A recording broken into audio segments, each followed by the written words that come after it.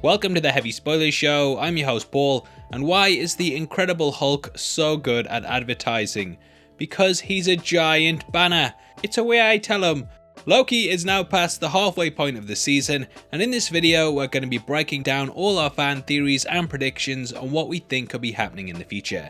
We normally never get these right, but there was that one time we guessed there were two visions in WandaVision, and I'm telling you, I'll never let anyone forget that. Now, because of this, there might be some spoilers here, so if you don't want anything potentially ruined, then I recommend that you turn off now. Smash the thumbs up button if you think we're worthy, and don't forget to subscribe for videos like this each and every day. With that out of the way, thank you for clicking this. Now let's get into our Loki predictions. Okay, so in episode 3, we had the big reveal that the Minutemen at the TVA were actually all variants from the sacred timeline that had been brought into the center and repurposed as agents. This makes a lot of sense when we look at the show itself, as if Nexus events were really all that important to prune, then surely Loki would have been stamped out there and then at the start of episode 1. Instead, he was brought into their offices and enlisted into their ranks, which is likely something that has also happened with the other variants. I do however feel though that the TVA always goes one step beyond that and wipes the memory of their agents, and the only reason that they didn't do it to the God of Mischief is because they wanted to use his mind in order to catch Sylvie. However, if you think that's all there is to it, then you're like Wanda because you've lost your vision, and I'm like the Fantastic Four reboot because I've got another thing coming. Yes, the puns are terrible, but keep listening. Now, in the comics, we meet several versions of Mobius and learn that there are duplicates of him that exist in the TVA. I believe that going forward, we will learn there's a copy of him operating at the agency, and seeing this will snap him out of his servitude. Cast your mind back to episode 2, and you will remember that in Renslayer's office there were several ring stains from cups.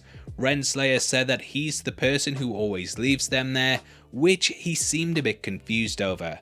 We also learned that she had another agent in the field who had picked a pen up for her, and I believe that this is actually the duplicate of Mobius. The fact that she says it's always him who leaves the stains is probably because it's always an alternate version of him, and the show and comics of course have this idea of copies laced throughout his character arc. Now I think that Mobius longs for his jet ski because this is in his subconscious, and potentially it's the last thing that he remembers before he was snatched by the TVA. Potentially Mobius was meant to die in a crash involving it, but he could have survived, and this would have created a variant. The TVA would have then taken him in, and I would love it if the series ended with him riding off into the sunset, surviving the event that he was meant to die in. Heck, he might have even crashed it several times at several different points, and this would have meant that a lot of Nexus versions of him were created that allowed the TVA to have lots of versions of their best agent. Now the TVA is too mighty to escape from, even if you have the universe's most powerful paperweights, but I do think that they might come into play. In episode 1, it did seem like Loki snatched the time stone, and as we never saw him put it back, it is possible that it is still on him. Episode 3 ends with Loki and Sylvie almost getting crushed by some falling rubble, but Loki manages to stop this midair, potentially using the time stone as a weapon. I first saw this theory brought up by Cosmic Wonder, and it does make a lot of sense as it's not really a power that we've seen him demonstrate before. Now in episode 2, he did make something levitate towards him during the Lady Loki fight. However, this ability is something that he could have used at several points in the MCU, but didn't, which is a bit weird. Might be absolutely nothing but poor writing, but if he does have the time stone, then it could potentially allow him and Sylvie to escape Lamentis 1. The Ark is destroyed and they are seemingly doomed, but if they can reverse things, then they can survive the cataclysm. Now there's also a theory from Tito Caston on Twitter that I think could hold a lot of weight. Potentially, the majority of the episode is actually an illusion, or being played out by Sylvie in order to learn more about Loki. In the latest entry, we open with Lady Loki and Sasha Lane's character C20 in a bar. This is revealed to be faker than my wife's love for the MCU when I'm forcing her to watch another marathon of them for the 5th time this year, and the scene itself was somewhat repeated on the train. In both moments, Sylvie questions C20 and Loki about their life over a table in a bar in order to learn more about them. In the episode, she even tells Loki at one point that she enchants someone by touching their head and reaching into their mind. Earlier in the entry, she does this to Loki, and it seems to fail, but it is possible that it actually worked, and she's now got him trapped within an illusion. In the trailer, we can see the pair sitting down at a rock together as Lamentis crumbles around them, and this is possibly her last line of questioning before she pulls everything apart. Though I think this theory is a bit unlikely, when it comes to characters that can create simulations, you can never be too trusting of them, and how many times has Loki tricked us as an audience with one of his illusions? I've lost count, and you should always expect the expected with him, and of course Lady Loki. Now the show is clearly pulling from Agent of Asgard, and this has been shown not only in the idea of a Loki getting a second chance to prove he's a good guy, but also the aesthetic of an agency and several of the costume designs. Thus, looking at this, we can probably use it as a framework to guess who the real villain is. Now in the book, we learn that there's actually an old Loki who's manipulating events so that the young and rebooted version of him ends up following in his footsteps. A big shabow comes in the story when we learn that the All-Mother of Asgard never planned on letting Loki redeem himself, and that he was always meant to be a villain. It's a major twist that shows just how little people actually think of Loki, and how he's simply a tool that's, well, a bit of a tool. In the MCU, we watched as he helped to form the Avengers, and it's clear that his evil ways simply allowed for bigger and better people to stand up against him and fill the roles of the heroes that they were always meant to be. This is very much the case in Agent of Asgard, and old Loki reveals that when he learned this, it was absolutely crushing to him. He decided that if they wanted a villain, then he would give them what they wanted, and became even more evil than they ever could have suspected. Now in the book, this pushes the younger version of him to take an alternate path, to go on to become something bigger and better. Loki literally becomes his own tool to improve himself, and it's got this great idea of self-fulfillment.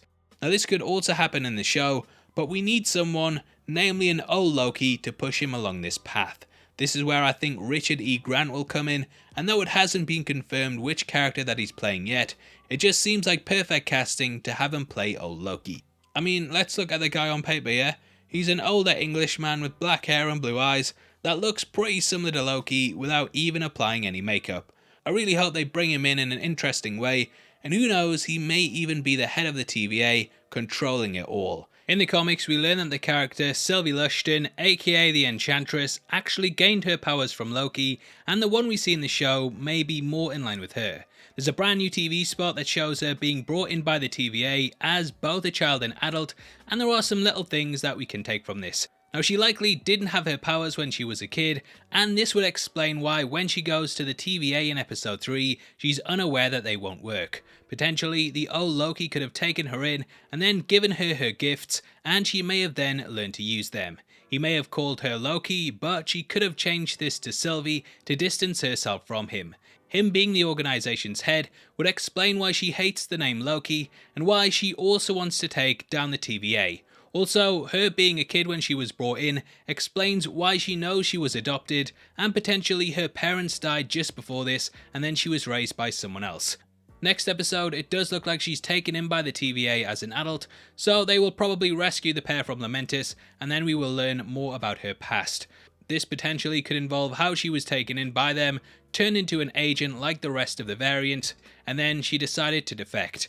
If we get this theory right, then I'm going to change my name to the Credible Hulk, and if we get it wrong, I'll probably not mention it ever again, and just say, remember that time I got the double vision theory right, yeah? You guys remember? I was right. Now obviously, I'd love to hear your thoughts on the theories, so make sure you comment below and let me know. As a thank you for interacting with the video, you'll be entered into a prize draw on the 30th of June, in which we're giving away 3 copies of the Phase 3 MCU box set. All you have to do to be in with a chance of winning is like the video, make sure you subscribe with notifications on, and drop a comment below with your thoughts on the video. The winners of last month's competition are on screen right now, so if that's you, then message me on Twitter at HeavySpoilers. If you want something else to watch, then make sure you check out our full breakdown of the episode, which will be linked on screen right now. Huge thank you for getting this trending yesterday, it really means a lot, and if you haven't watched it yet, then what the hell is wrong with you? Now that out of the way, thank you for sticking through the video, I've been Paul, and I'll see you next time. Take care, peace.